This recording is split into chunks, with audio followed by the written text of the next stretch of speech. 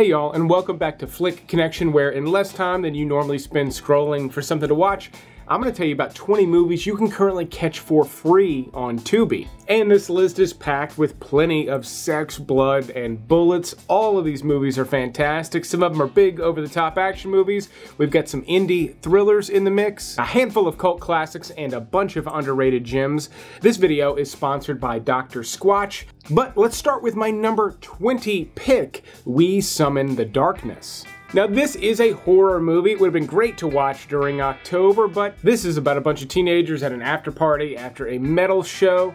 The movie's got a really cool throwback vibe. It's fairly funny at times and goes into just some directions I was not expecting, especially for a movie like this. Now this is for people who enjoy B-level horror movies. There's a lot of tongue-in-cheek stuff in this movie, but it's all done in good fun. I will say if you don't really like strange horror movies, then this may not be the one for you, but my next pick is a really intense thriller from Australia that is just criminally underrated. It's titled Red Hill. This takes place in a small country town where a young police officer actually has to survive his first day on the job. Bad guys roll into town, the whole thing. It's actually set up kind of like a classic Western. So if you have any sort of affinity for classic Westerns or Australian thrillers, this movie's both, and it does both excellently.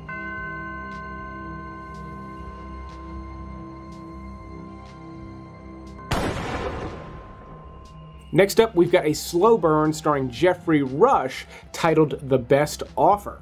In this movie, he plays an art expert who begins to fall in love with this mysterious woman who's actually played by Sylvia Hoeks, who you may recognize as Love from Blade Runner 2049. She is fantastic in this movie. Obviously, Geoffrey Rush is great. He's one of the greatest actors of all time, but her odd and mysterious performance is really what elevates this movie and makes it so interesting. As I said, it's very slow-paced, almost in an old-fashioned Hitchcock sort of way, but there's ultimately a payoff, especially if you're the least bit interested in a mystery movie like this. I said I had some cult classics on the list, and all the way from 1975, we've got Death Race 2000. The year 2000. America is a vast speedway. People line the streets to witness the greatest drivers on Earth in a race from sea to shining sea. This takes place in a dystopian future where there's this massive cross-country race that's not only deadly for the drivers. You actually get points based on casualties in this race. That's not a huge feature of the movie, but the movie is that bonkers. It also features David Carradine, Sylvester Stallone, and is very silly and hokey, but in terms of a movie like that, Death Race 2000 holds up today. Maybe you've seen the Jason Statham remake. I can tell you it is nothing like the original. If you want to watch just kind of a classic grindhouse flick, Death Race 2000 is a cult classic for a reason. As always, I've got a handful of hidden gem movies on this list, movies you've likely never seen or heard of, and my next pick is packed with plenty of sex, blood, and bullets. 68 Kill. Relax, take a chill pill, okay? You haven't never killed anyone before. Because I never have! Now this is a dark comedy, and it's kind of a knee slapper at times. Matthew Gray Gubler from Criminal Minds stars in this as a young man who is infatuated with his girlfriend, and boy does he have the wrong girlfriend. She is a wild woman in more ways than one, and that's just where this movie starts. They go on a little caper together one night because he'll do anything that she asks, and he realizes how much of a psycho she actually is. This movie goes into some insanely dark places, but it always keeps it light enough to keep the chuckles flowing without being a full-blown comedy. This is kind of a wacky, wild movie, and is the exact reason I make lists like this. If you like anything I've said about this one, this is kind of a low-budget, kind of silly, pulpy effort, but it's also a really cool, silly, pulpy effort. Alright, next up we've got a grim one. It's the only movie directly based on the killings of Jack the Ripper. It's titled From Hell. It stars Johnny Depp, Heather Graham, and was directed by the Hughes brothers, most famous for Dead Presidents and Menace to Society. While this is one of their lesser-known movies, it's also a pretty decent Jack the Ripper flick. Ultimately, I think there's a better movie to be made based on the Jack the Ripper story, but as it stands, this is the best one we've got, and it's pretty decent. It happens to be a fairly cool Johnny Depp flick. But fair warning, if you're unfamiliar with Jack the Ripper, or at least unfamiliar with how gruesome his murders were, this is a bloody movie. Now I've got a sci-fi hidden gem mystery flick that's just really slick. It's titled Elizabeth Harvest. Abby Lee stars in this and she does a great job. It's one of the few leading roles I've seen her in, and she did a great job carrying this movie. It's also completely appropriate that she looks like a supermodel.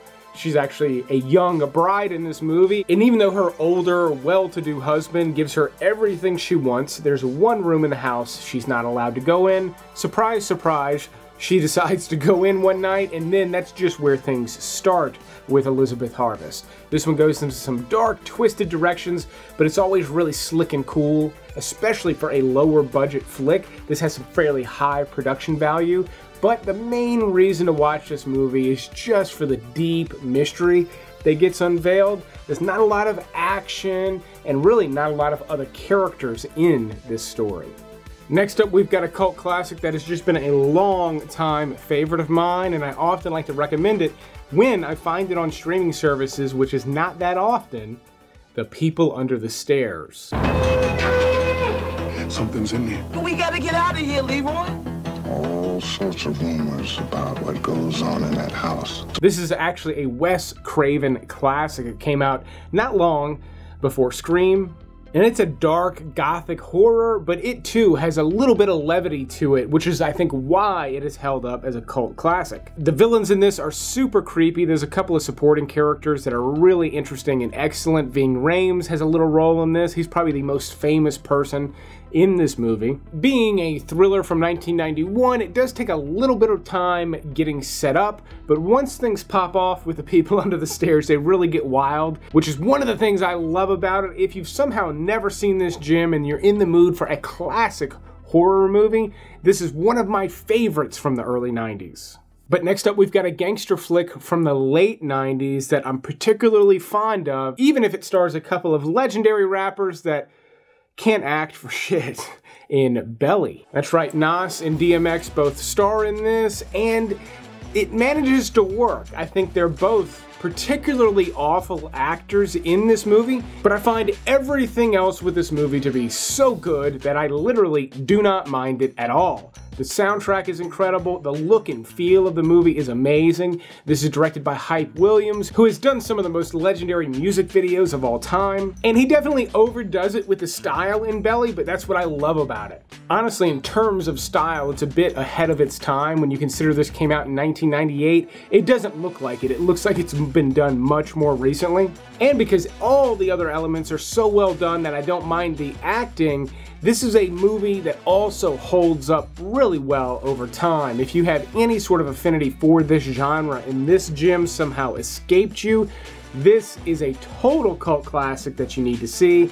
If you're generally not a fan of the genre though, I'm not sure if Belly is going to necessarily be for you. Which I could say the same thing about my next pick, which some of you are going to raise your eyebrows at, but just give me a minute to explain why I've included Showgirls at the top of my bottom 10. This was directed by Paul Verhoeven and is very famously a bad movie. In fact, this is one of those movies that's just an insane example of what people do on cocaine. There's so many odd choices with this movie that it almost begs to be watched at least once. I can see where most people would find that that is enough, but Showgirls is actually filled with some top-notch cinematography, some very good acting alongside some very terrible acting. And that's because this was made as a big budget production. There's actually a lot of heat behind this thing, and it was very much intended to be a dynamite flick. But when all the creative minds involved are literally strung out on cocaine the entire time,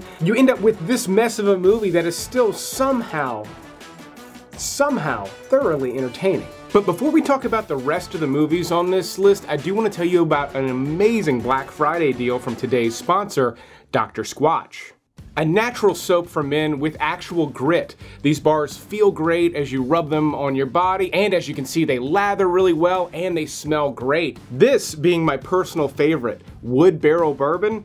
It smells incredible and oddly delicious. Dr. Squatch makes me feel so manly in the shower, I have to take a candlelit bubble bath afterwards just to tone things down. They also have cool fresh aloe, pine tar, fresh falls, bay rum, birchwood breeze. They even throw in a soap saver with the Black Friday deal. Right now, new Dr. Squatch customers can get 3 free bars of soap when you get the buy 3, get 3 bundle. To get it, just go to drsquatch.com/flickconnection. It ends up saving you about $28 and rounds out to about $4 per bar of soap, which is a fantastic deal, making it a great gift for yourself or for someone special in your life. Again, to get it, just go to my link in the video description or type in drsquatch.com/flickconnection and get the buy 3, get 3 bundle. But speaking of great stuff, let's move on with the rest of the movies on this list.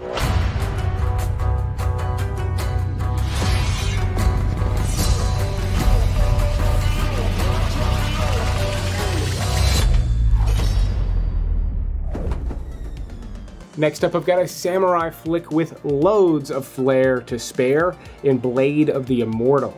This is actually based on a Japanese manga series and was directed by Takashi Miike, who's famous for movies like 13 Assassins and Ichi the Killer. And while this does follow kind of a samurai's journey, it's also a supernatural one. The main character is literally immortal in kind of a cool way, and the way the story plays out is almost like a series of boss battles, for those of you that play video games. So if that sounds like you, this is a really cool flick.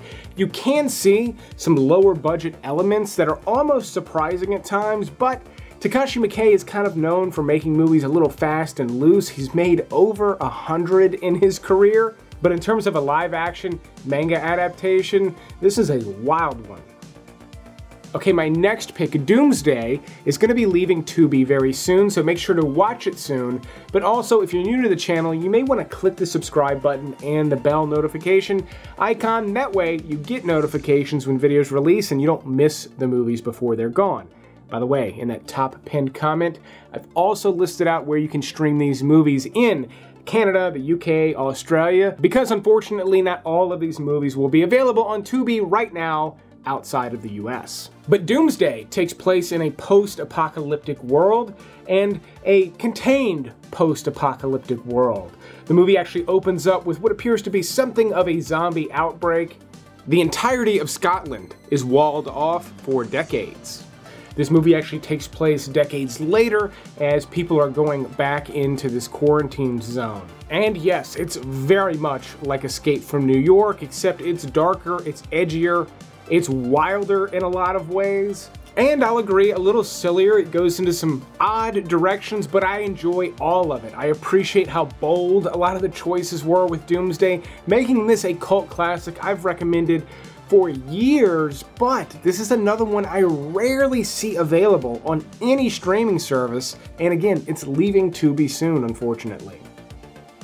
Next up, we got a somewhat recent release that I just recently rewatched this past Halloween, The Wolf of Snow Hollow. This was written and directed by Jim Cummings, who also stars in it. And he's really the reason I love this movie. His performance is kind of amazing. It's kind of an old school comedic performance and he's just nailing it. But The Wolf of Snow Hollow is also a murder mystery movie. Bodies are showing up. There's rumors of a wolf being on the loose. And where the comedy comes in is he is this young sheriff of this small ski town, and he's literally losing his mind as he cannot solve this case. This ultimately ends up being a pretty decent werewolf movie, but above that, I would put it as kind of a horror comedy. It nails those tones pretty well, especially if you tap into what he's doing with his performance. The movie's just a total riot. Our killer is a guy, and I'm gonna find him, and I'm gonna kill... and we're gonna bring him to justice. Another dark comedy that actually stars Jack Black is actually based on a true story, and it's titled Bernie. This was actually directed by Richard Linklater, who's most famous for movies like Dazed and Confused, and Bernie has a similar lighthearted tone, yet the story here is kind of grim. Jack Black plays a real guy named Bernie, who essentially shacks up with this older, well-to-do woman, played by Shirley MacLaine, and she is an absolute dragon of a woman. She drives him nuts and is just really mean, and he's kind of the nicest guy ever. And then one day he's had enough and he takes matters into his own hands. Now, that's not a spoiler. All of that is given to you in the initial trailers for this movie. But what makes Bernie so cool is that lighthearted Richard Linklater tone that it's got. Jack Black is amazing. Matthew McConaughey has a fantastic role in this. And then like a third excellent character this movie has are real townspeople that know this story. There's a few of them that are interviewed for the movie, and they're kind of integrated into the movie itself really well, and that just added to the charm even further. There are people in town, honey, that would have shot her for $5. Now my next pick is the least charming movie on this list. It's a wild one, but man is it a cool Western. Bone Tomahawk. Now, even though it's maybe his most famous movie, this is from the same director as Brawl in Cell Block 99 and Dragged Across Concrete. And it starts out like a typical Western. You follow a posse led by Kurt Russell going out to try to rescue some folks.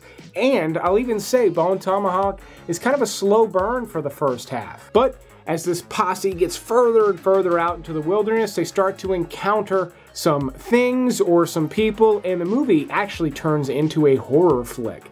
Now, if you're the least bit squeamish, this is not going to be the movie for you, but it's also not a knockdown, drag-out slasher film either. It's actually this very interesting Western that just goes to an insanely dark place, but this too is one that has developed a cult following in a relatively short amount of time.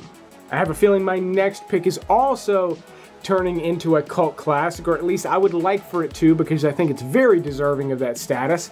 Hardcore Henry. Now, for fans of all-out action movies, this is one of the best to have been released in the past 10 years or so. It's bonkers, it's wild, it's over the top. On top of all that, like, it would be that if they just filmed this like a regular movie, but they didn't do that. Instead, they strapped a camera to the face of a stuntman while he performs all of the wild stunts in the script for this story. Henry himself is basically almost like an action hero like you would get from a video game, and the movie puts you in his shoes literally. In fact, this movie feels almost exactly like a video game. It is a wild experience, and the story itself goes into some insane directions. You also get a really bizarre role from Sharlto Copley, and it is just an eye-popper of a movie from the very beginning. It can be nauseating because of the way the camera moves, but this is a cool flick for people who absolutely love action movies, but also for people who are just interested in the filmmaking process. The way that this movie was made and the experience you get as a result is really unique unto itself. Alright, speaking of the filmmaking craft, next up I've got a little indie thriller that I absolutely love. It's one of my favorites in the genre from this century. It's fairly unknown and is one that I strongly recommend whenever I see it available. Blue Ruin. Now, this director would go on to do Green Room as well, and I think that those movies are fairly equal in terms of how good they are. In fact, Blue Ruin reminds me a lot of the Coen brothers thrillers, movies like Fargo, No Country, and Blood Simple.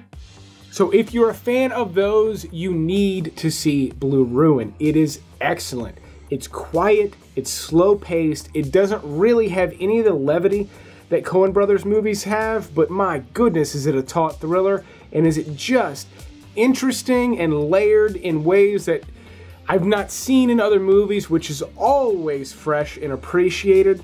Seriously, in terms of indie thrillers, they honestly don't get much better than this these days.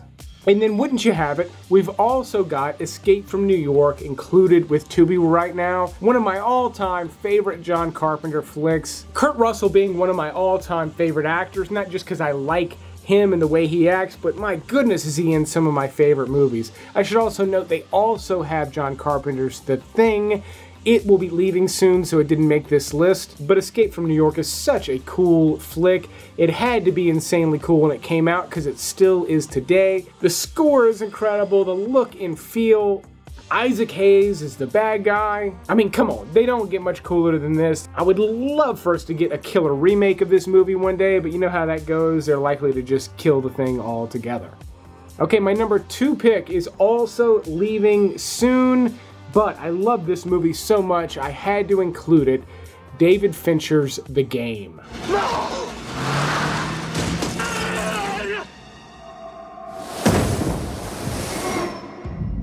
Make your life fun.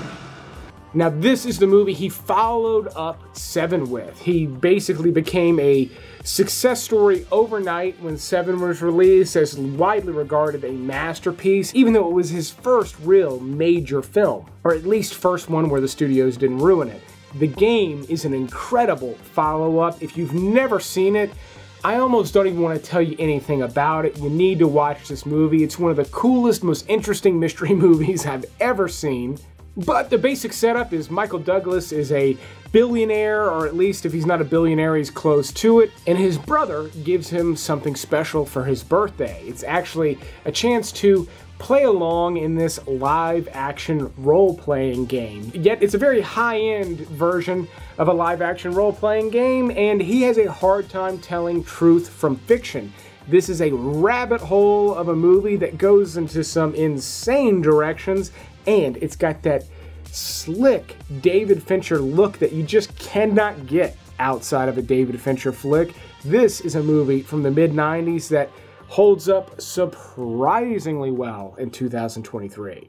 And then we're going to finish off this list with one of my favorite action movies of all time, and what I consider to be probably the greatest action movie released of the 21st century so far, Mad Max Fury Road. Now you want to talk about some surprises? This is a movie that changed the way I think about remakes and reboots. It's written and directed from the same guy that did the original 3, and he's still managing to evolve this idea. If you've watched the original trilogy of Mad Max, those do evolve over time in this really interesting way, and this new reboot is just the 4th installment of that evolution, and it's incredible.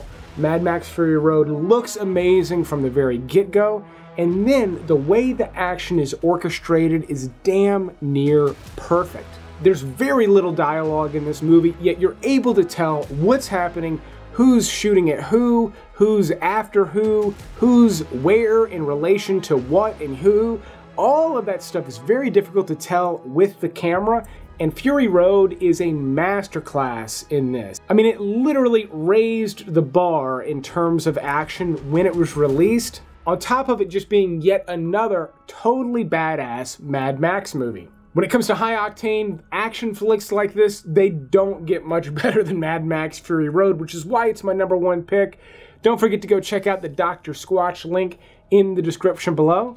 But I will keep making these videos as long as you keep watching them. Thanks for checking out this special Tubi episode, and you will see me on the next one.